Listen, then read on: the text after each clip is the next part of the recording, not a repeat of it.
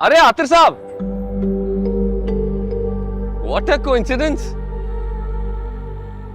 कैसे हैं? वैसे आज तक हम जब भी आमने सामने आए हैं ना, जानबूझकर आए हैं, लेकिन आज तो कोइंसिडेंस ही हो गया। कैसे हो? मैं बिल्कुल ठीक हूँ और अल्हम्दुलिल्लाह मेरी वाइफ भी बिल्कुल फिट और खुश है। Great, okay. अरे भाई ऐसे कैसे? यहाँ पास ही एक जगह से बहुत अच्छी चाय मिलती है, आए आपको चाय पिलाता हूँ। नहीं, थैंक यू वेरी मच, मुझे चाय की कोई तलब नहीं। अरे यार माना आप बड़े आदमी हैं, आप हम गरीबों की तरह चाय कहाँ पीते हैं, आप तो पीते हैं कॉफी। चले आपको कॉफी पिलाता हूँ, वो भी काली। चलिए तो सही। मूड नहीं है यार। अरे प्लीज, वो क्या कहते हैं, आई इंसिस्ट, प्लीज चलिए। आइए। बहुत दुख की बात है, बहुत बुरा हुआ नुसरत, लेकिन हमारी मिशाल के साथ ही ऐसा क्यों हुआ है? अरे वो तो बहुत अच्छी बच्ची है, फर्मा बरदार, हर एक के साथ मोहब्बत करने वाली, हर एक का ख्याल रखने वाली। फिर अल्लाह ने उसको ये दुख क्यों दिया? दुख नहीं अम्मा, आजमाइश है। और सिर्फ मिशाल की नहीं, हम सब की आजमाइश। मुझे अपने अल्लाह पर पूरा भरोसा है। तुम देखना, अल्लाह हमारी मिशाल को औलाद की नेमत से महरूम नहीं रखेगा। अरे देर से सही, पर वो उसको औलाद की खुशी देगा जरूर इंशाअल्लाह। आमीन, अल्लाह करे ऐसा ही हो अम्मा। लेकिन फिलहाल तो मैं ये सोच सोच कर परेशान हो रही हूँ कि मिशाल ये बात अरसलान को बताएगी कैसे। हाँ, अरसलान को तो वैसे भी बच्चों का इतना शौक है। मिशाल ने तो खुद मुझे कई दफा ये बात कही है कि अरसलान हर चौथे आठवें रोज उससे इस ख्वाहिश का इजहार करता रहे। बड़े भाई को बच्चों का इतना शौक, और छोटा छोटा अपनी बीवी को लेकर ऐसे क्लिनिक जा रहा है जहां पर। अरे अब ये कौन सा वक्त है ऐसी तंज भरी बातें करने का? अम्मा तंज नहीं है, अपने दुख का इजहार कर रही हूँ आपसे।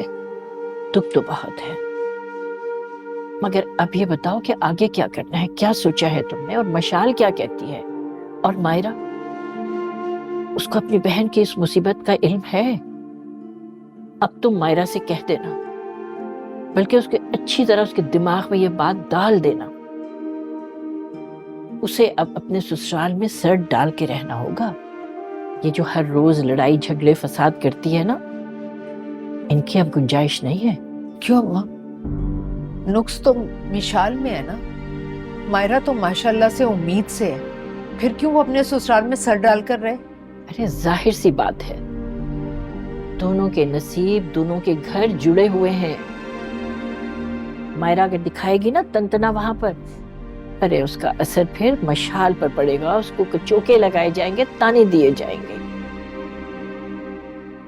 अब समझ में आया अम्मा, मैं क्यों आपके और राशिद के इस फैसले के खिलाफ थी, क्यों मैं शोर मचा रही थी, क्यों मैं इस रिश्ते की मुखालफत कर रही थी।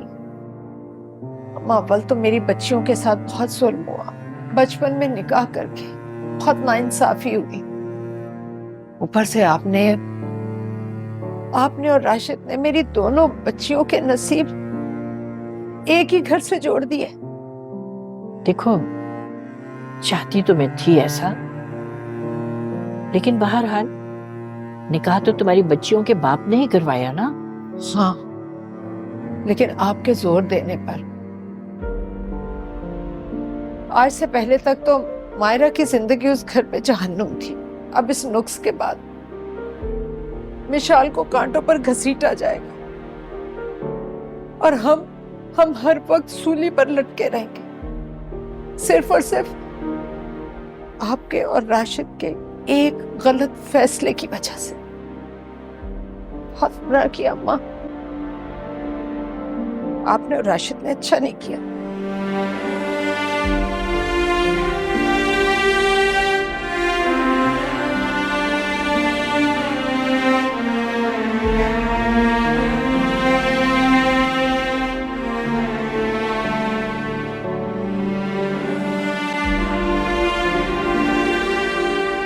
आतिफ साहब, मैं आपको बहुत ही एक समझदार बिजनेसमैन समझता था, लेकिन आप हैं नहीं। अच्छा, क्यों? मैंने एक बिजनेस प्रपोजल भेजा था मायरा के थ्रू आपके पास, लेकिन लगता है आपने उसके बारे में सीरियसली सोचा नहीं। सोचा था, सीरियसली सोचा था, लेकिन बहुत ही 2 टके का प्रपोजल था। ऑनेस्टली इट वाज टेरिबल, इसलिए मैंने रिफ्यूज कर दिया। स्मार्ट फर्नीचर का शोरूम और ऑनलाइन बिजनेस, आपको 2 टके का बिजनेस आइडिया लगा? क्या हो गया आदिर साहब? आजकल जैसे लोगों के दिल और दिमाग छोटे होते जा रहे हैं ना, वैसे घर भी छोटे होते जा रहे हैं। अब पहले की तरह बड़े बड़े पलंग, सोफे, बड़ी टेबलें, ये सब लोगों को पसंद नहीं है। स्मार्ट लोगों को स्मार्ट फर्नीचर चाहिए। ये सब कुछ मुझे क्यों बता रहे? मुझे लगता है आपको मेरी ये बिजनेस की बातें अच्छी नहीं लगती। चलिए मायरा की बात कर लेते हैं, और उसकी बातें तो आपको अच्छी लगती हैं ना?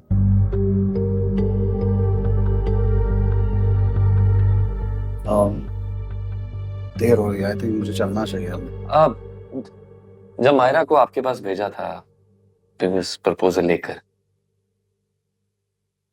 आपने जवाब मुझसे क्या कहा था? क्यों? आपकी बीवी है, उसने आपको कुछ बताया नहीं? नहीं बताया।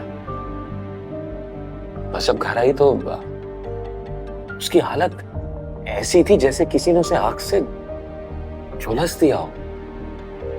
वो तो बेहोश होकर गिर गई। जिसम और मुंह से आग उगल रही थी, 3 दिन ऐसे ही रही, फिर ठीक हुई। लेकिन जब भी इस मौजू पर बात करो तो फिर मुंह से आग उगलने लगती है, क्यों?